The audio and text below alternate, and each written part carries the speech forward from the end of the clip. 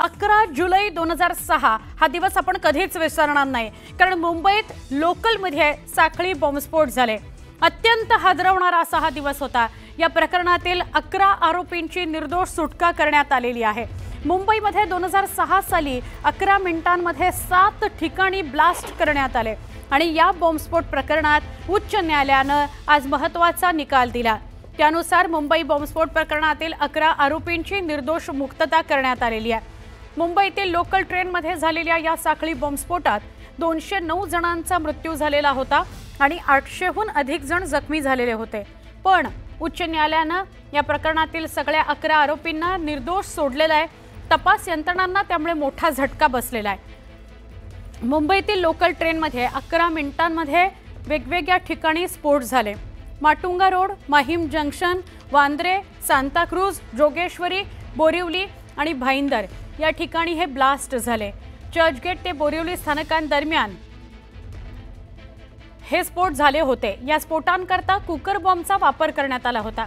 मात्र पोलीस आणि तपास यंत्रणांना या प्रकरणात न्यायालयात योग्य प्रकारे पुरावे सादर न करता आल्यामुळे 11 आरोपींची निर्दोष मुक्तता करण्यात आलेली आहे।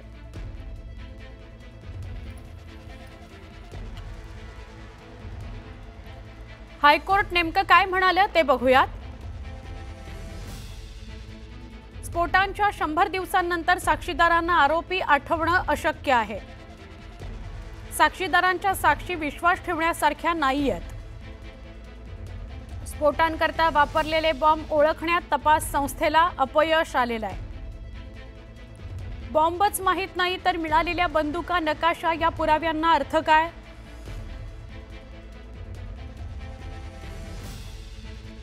स्फोट प्रकरण काय आहे? स्फोटाच्या 100 दिवसांनंतर साक्षीदारांना आरोपी आठवणं अशक्य हायकोर्टाने जे म्हटलंय ते आपण बघितलं। आता हे 2006 ट्रेन स्फोट प्रकरण काय आहे ते पण बघूया। 11 जुलै 2006 ला मुंबई लोकलमध्ये ब्लास्ट झाले। लोकलमध्ये 7 वेगवेगळ्या ठिकाणी अवघ्या 11 मिनिटांमध्ये ब्लास्ट झाले। ब्लास्टमध्ये या बॉम्बस्फोटांमध्ये 189 जणांचा मृत्यू झाला होता। 800हून अधिक प्रवासी जखमी झाले होते। महाराष्ट्र एटीएसने 13 आरोपींना अटक केली होती। 15 जणांना फरार घोषित केलं होतं। आरोपींपैकी अनेक जण पाकिस्तानमध्ये असल्याचा संशय आहे। नोव्हेंबर 2006 मध्ये आरोपपत्र दाखल करण्यात आलं। 2015 मध्ये ट्रायल कोर्टाने 12 आरोपींना दोषी ठरवलं। 5 जणांना फाशीची शिक्षा सुनावली आणि 7 जणांना जन्मठेपेची शिक्षा सुनावली। खटल्यादरम्यान एका आरोपीचा मृत्यू झाला। 11 आरोपींची निर्दोष मुक्तता करण्यात आलेली आहे। या आरोपींची फाशी रद्द झाली। त्यांची नावे आपण बघतोय। फैजल शेख, आसिफ खान, कमाल अन्सारी,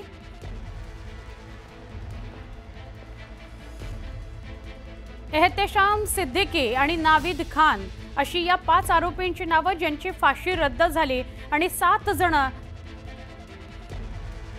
यांची जन्मठेप रद्द झालेली आहे।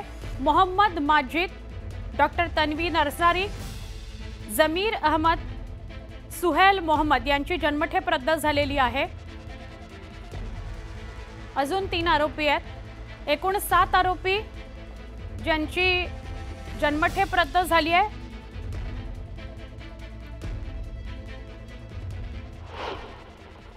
पुराव्याच्या आधारावर मुंबईचं सत्र न्यायालय शिक्षा ठोठावतं। तेच पुरावे जर उच्च न्यायालयात टिकत नसतील तर चूक कोणाची आहे? कायद्याचं विश्लेषण करण्यात चूक झाली का तपास यंत्रणेने चुकीचा पुरावा गोळा केला होता? यावरती ते काही जे पोस्टमार्टम व्हायचं असेल ते होईल यथावकाश। परंतु आज मुक्तता होणं माझ्या मते ही गोष्ट गंभीर आहे आणि मला खात्री आहे की सरकार या बाबतीत सर्वोच्च न्यायालयात अपील त्वरित दाखल करेल। मुंबईतील रेल्वे ट्रेन बॉम्बस्फोट यावर आज मुंबई उच्च न्यायालयाने निर्णय दिला आहे, धक्का बसला आहे। निश्चितपणे 2006 चा तपास, त्यानंतर लीगल रिप्रेझेंटेशन, न्यायालयात मांडणी या त्रुटी राहिल्या असेल, परंतु मुंबईकरांना न्याय हवाय. ते जे अतिरेकी आहेत ते फाशीवर लटकलेच पाहिजे. मी मुख्यमंत्री देवेंद्र फडणवीस यांना अपील केली आहे की एक चांगली इन्व्हेस्टिगेशन लीगल टीमची रचना करा. सर्वोच्च न्यायालयात मुंबईकरांना न्याय मिळालाच पाहिजे. माननीय मुख्यमंत्र्यांशी आम्ही बोलू, सर्वच बोलतील. कुठल्या आजारावर सुटका झाली, कुठला पुरावा नाही मिळाला किंवा काय अडचणी आहे, वरच्या कोर्टात पुन्हा जाता येईल का शासनाला, याचाही विचार शासन करेल. जर ते त्या ठिकाणी त्या कुठल्या मेरिटवर कोर्टाने डिसाईड केला आहे आणि शासनाकडे काही ॲडिशनल बाबी असतील तर शासन वरच्याही कोर्टात जाऊ शकेल. पण या ठिकाणी मुख्यमंत्र्यांची चर्चा करावी लागेल. बॉम्बस्फोट जे केलेले आहेत ते नक्की कशामुळे झालेत. जे कुकर बॉम्बस्फोट म्हटलेलं त्याच्यावरती सुद्धा न्यायालयाने आक्षेप घेतलेला दिसतोय, संशय घेतलेला दिसतोय. अर्थात संजय राऊत याचं सुद्धा खापर कदाचित आमच्या सत्तेवर फोडतील उद्या किंवा थोड्या वेळाने पत्रकार परिषद घेऊन, परंतु संजय राऊत यांना यांचं उत्तर विचारलं पाहिजे की त्यावेळेचं जे सरकार होतं त्याच्या जी काही तपासणी केली, जी काही कार्यवाही केली, त्याच्यामध्ये काही कसूर होता का. बॉम्बस्फोट झाला 2006 साली, लोकल बॉम्बस्फोट झाला. तेव्हापासून आत्तापर्यंत खूप काळ गेलेला आहे, पण त्याच्या आठवणी या हृदय चिरून टाकणार आहेत अक्षरशः.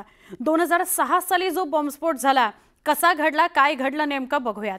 हे सगळेच्या सगळे जे ब्लास्ट झाले ते पश्चिम रेल्वे मार्गावर झाले. 11 जुलै 2006चा तो दिवस होता. पहिला स्फोट झाला संध्याकाळी 6:24 खार रोडला 9 जणांचा मृत्यू झाला.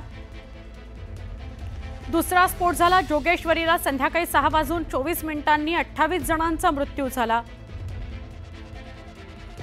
तिसरा स्फोट झाला माहीमला संध्याकाळी 6:25 यात 43 जणांनी आपले प्राण गमावले.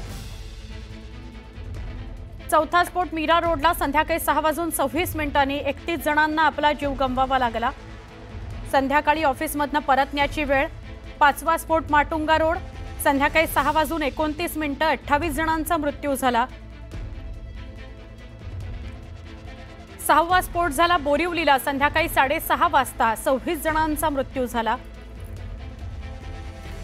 सातवा स्फोट वांद्रे संध्याकाळी 6:35 22 जणांनी आपला जीव गमावला. अत्यंत निर्घृण आणि संतापजनक अशी ही घटना होती. आज हायकोर्टानं 11 दोषींना निर्दोष मुक्त केलेला आहे.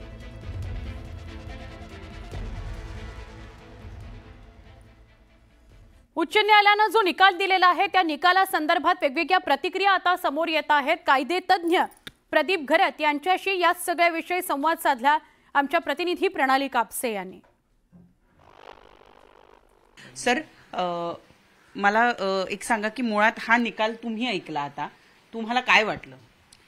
हा निकाल निश्चितच धक्कादायक होता, परंतु हा निकाल दिला त्याच्यामागे काय कारणं आहेत, म्हणजे उच्च न्यायालयाचं रिझनिंग कशावर बेस आहे आणि ते का अशा निर्णयात आले की पुरेसा पुरावा नाही, आणि सत्र न्यायालयाच्या निकालातली जी म्हणजे कारणमीमांसा आहे ती योग्य नाही. कारण याचा दुसरा अर्थ तोच होतो की ज्या आरोपींना फाशी दिली गेली, जन्मठेप दिली गेली, त्याला जर तुम्ही सोडत असाल तर याचा अर्थ सत्र न्यायालयाची जी कारणमीमांसा आहे ती योग्य नाही.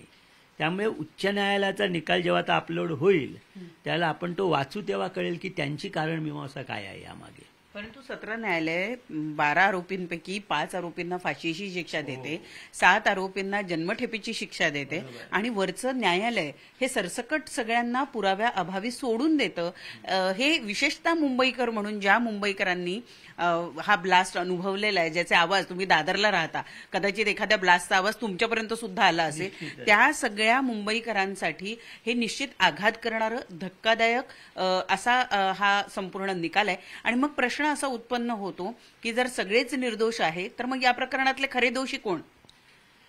हा निकाल निश्चितच आपण म्हणाला तसा आघात करणारा आणि धक्कादायक आहेच, परंतु आरोपींना जर उच्च न्यायालयाने सोडले तर याचा अर्थ ते निर्दोषच असतील असं नाही, पण ज्यावेळेला न्यायालयासमोर खटला चालतो त्यावेळेला आरोपीचा दोषीपण सिद्ध करण्या इतपत पुरावा न्यायालयासमोर लागतो. तो जर पुरावा न्यायालयाला थोडा अपुरा वाटला तर न्यायालय आरोपीला शिक्षा करत नाही. कारण काय असं फाशी म्हणजे त्या माणसाचं आयुष्य संपवणं आहे. शेवटी आपण आयुष्याला सगळ्यात मौल्यवान समजतो. जन्मठेप म्हणजे त्या माणसाचं पुढचं सगळं आयुष्य बिहाइंड द बार्स, जेलच्या सलाखों के पिछे म्हणतो तसं जाणार आहे. त्यामुळे न्यायालय ह्या गोष्टी विचारत घेतं की जी खरोखरच त्याच्याविरुद्ध इतका निसंशय पुरावा आहे का की याला पाठवलाच पाहिजे. आरोपींची मुक्तता होण्याच्या पूर्वी, कारण आता खरं तर न्यायालयानं त्यांना पुराव्याच्या अभावी मुक्त करण्याचे निर्देश दिलेले आहे. असं असताना तातडीनं सर्वोच्च न्यायालयामध्ये अपील केलं गेलं पाहिजे, अशा पद्धतीची विनंती किंवा अशा पद्धतीचं मत त्यांनी या ठिकाणी व्यक्त केलेलं आहे. व्हिडिओ जर्नलिस्ट गणेशसह प्रणाली कापसे, न्यूज 18 लोकमत, मुंबई.